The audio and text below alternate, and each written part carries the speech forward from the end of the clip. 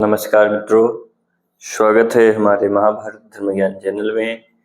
मित्रों, आज महाभारत के इस 38वें अध्याय की कथा में हम आपको वासुकी नाग की बहन के साथ वासुकी नाग की बहन जरत्कारु मुनि के साथ विवाह करने का निश्चय करना, यह कथा का पाठ करेंगे और आप लोग श्रवण करिए। सौतिरुवाच सर्पाणां तु वचः श्रुत्वा सर्वेषामिति चेति च वासुकेश्च वचः श्रुत्वा इलापात्रो ब्रवीदिदम्। उग्र सर्वाजी कहते हैं, सौनक जी, समस्त सर्पों की भिन्न भिन्न राय सुनकर और अंत में वासुकी के वचनों का श्रवण कर इलापात्र नामक नाग ने इस प्रकार कहा, न सा यज्ञो न भविता न स राजा तथाविधः जन्मे जयः पांडवेयो यतोऽस्माकं महद्भयम्। भाइयों, यह संभव नहीं है कि वह यज्ञ न हो तथा पांडववंशी राजा जन्मेजय भी, जिसमें हमें महान भय प्राप्त हुआ है, ऐसा नहीं है कि हम उसका कुछ बिगाड़ सकें। दैवेनोपहतो राजन् यो भवेदिह पुरुषः सा दैवमेवाश्रिते नान्यत् तत्र पारायणम्। राजन, इस लोक में जो पुरुष देव का मारा हुआ है उसे देव की ही शरण लेनी चाहिए, वहां दूसरा कोई आश्रय काम नहीं करता है। तदिदं चैवमस्माकं भयं पन्नग सत्तमाः दैवमेवाश्रयामोऽत्र शृणुद्धं च वचो मम अहं शापे समुत्सृष्टे समस्रोचं वचस्तदा मातुर्संगमारुणो भयात् पन्नग सत्तमाः देवानां पन्नग श्रेष्ठस्तीक्ष्णास्तीक्ष्ण इति प्रभो पितामहमुपागम्य दुःखार्तानां महादुते। श्रेष्ठ नागगण, हमारे ऊपर आया हुआ यह भय भी देवजनित ही है, अतः हमें देवों का ही आश्रय लेना चाहिए। उत्तम सर्पगण, इस विषय में आप लोग मेरी बात सुने। जब माता ने सर्पों को यह श्राप दिया था, उस समय भय के बारे में माता की गोद में चढ़ गया था। पन्नग प्रवर महातेजस्वी नागराजगण तभी दुख से आतुर होकर ब्रह्मा जी के समीप आए हुए।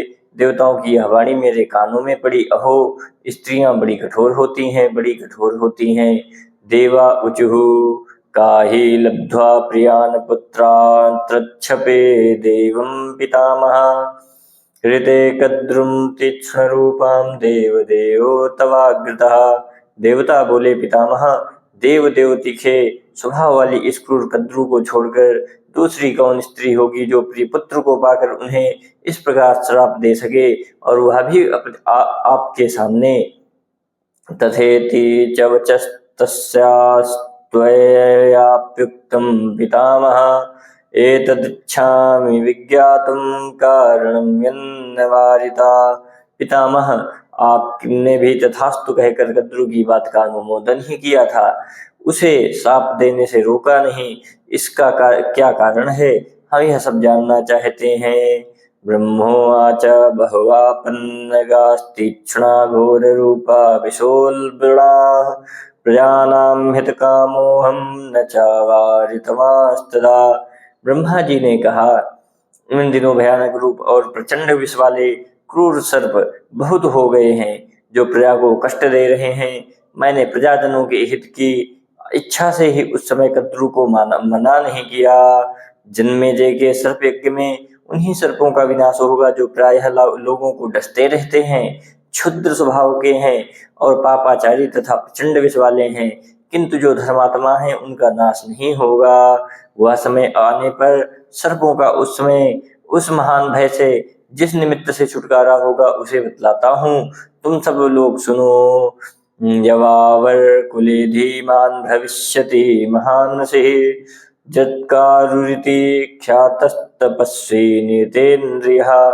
यायावर कुल में जरत्कारु नाम से विख्यात एक बुद्धिमान महर्षि होंगे। वे तपस्या में तत्पर रहकर अपने मन और इंद्रियों को संयम में रखेंगे।